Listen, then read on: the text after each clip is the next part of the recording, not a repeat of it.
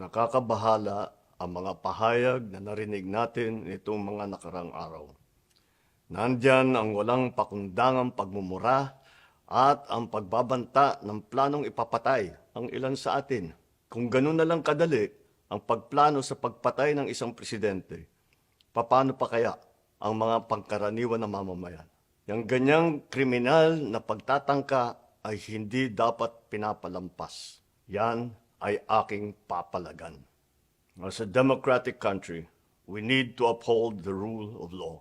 Ako, bilang pinuno ng Executive Department at lahat ng mga nanunungkulan sa pamahalaan ay may sinumpaang tungkulin na tutupdin at pangangalagaan ang konstitusyon at ang ating mga batas. Kaya hindi tama ang pagpigil sa mga halal ng bayan sa paghahanap ng katotohanan. Hindi na sanang hahantong sa ganitong drama kung sasagutin lamang ang mga lehitimong katanungan sa Senado at sa House of Representatives. Ang katotohanan ay hindi dapat itokhang. Tapos na sana ang usapang ito kung tutuparin lamang ang sinumpaang panata na bilang lingkod bayan ay magsabi ng totoo at hindi hahadlangan. Imbis na diretsahang sagot, nililihis pa sa kwentong chicheria.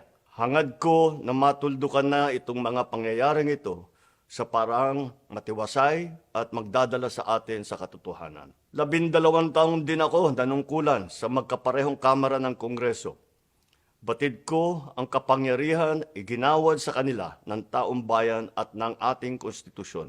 Dahil dito, iginagalang ko ang kanilang gawain bilang isang independenteng sangay ng ating republika. Kahit ang buong executive branch, lahat ng mga ahensya ay hindi nakakaligtas at parating sumasailalim sa kanilang masusing pagsusuri. Bilang isang bansa, marami tayong mga paghamon na dapat harapin at mga suliraning dapat bigyan ng lunas. Sa kabila ng mga pambabatikos, nakatuon ang aking pansin sa pamamahala.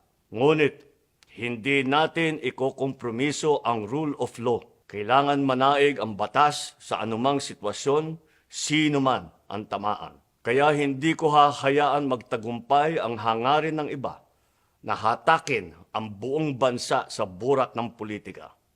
Igalang natin ang proseso. Tuparin natin ang batas.